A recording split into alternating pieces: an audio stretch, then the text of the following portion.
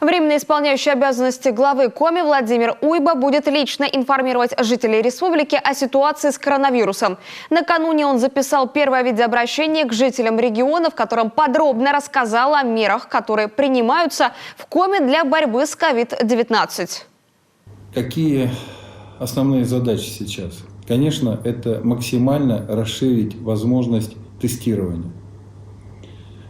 Почему это самое важное сегодня? Потому что тестирование даст нам, специалистам, управленцам, основной ответ, какие оперативные меры нужно принимать для того, чтобы снизить распространенность.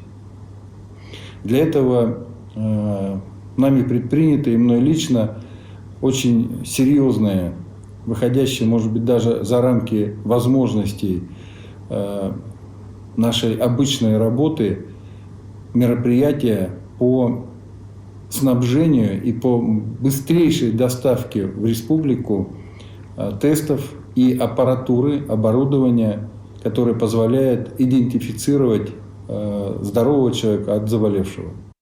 Такие поставки начнутся уже сегодня. К середине текущей недели, по мнению Владимира Уйба, нашему региону удастся переломить ситуацию. И всех, кого медики будут считать необходимым протестировать, это в первую очередь группы риска, такое тестирование пройдут. Вторая задача – подготовить масштабную сеть медицинских учреждений, перепрофилированных для лечения больных с выявленной коронавирусной инфекцией.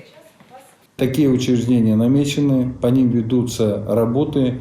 Все абсолютно стоит на контроле, повторяю, каждый день по этим работам даются отчеты. На сегодняшний день мы готовы под эту задачу открыть практически 300 коек. Безусловно, они должны быть укомплектованы оборудованием, в первую очередь кислородом и аппаратами ИВЛ. Это еще одна задача. И она тоже очень сложная, потому что нам одновременно нужно на эти койки укомплектовать более чем 140 аппаратами ИВЛ. А если точно, 144 аппарата ИВЛ. Сегодня в стране все, и не только в стране, и в мире, все пытаются такое оборудование приобрести, потому что в таком масштабе его не было ни у кого. Ни у одной самой развитой страны. Вы видите, что происходит в Америке, которая всегда была стандартом для многих из нас, стандартом здравоохранения. Та же самая проблема. Но в данном случае это совершенно не является для меня каким-то послаблением или отговоркой. Точно так же я включил все свои ресурсы, все возможности и государственного регулирования этой проблемы, то есть поставок через государственные каналы, через Минпромторг, и возможности, которые могут улучшить эту ситуацию.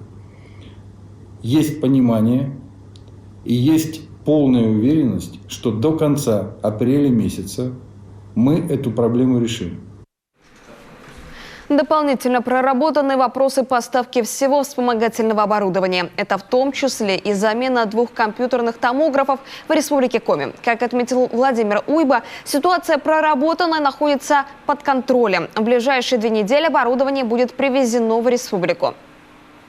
Уважаемые жители республики, поймите, на самом деле проблема очень серьезная. У меня огромная просьба.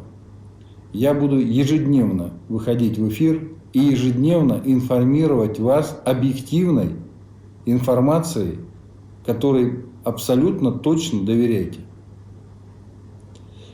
Не покупайтесь на слухи, не распространяйте лживую информацию, не поддавайтесь панике.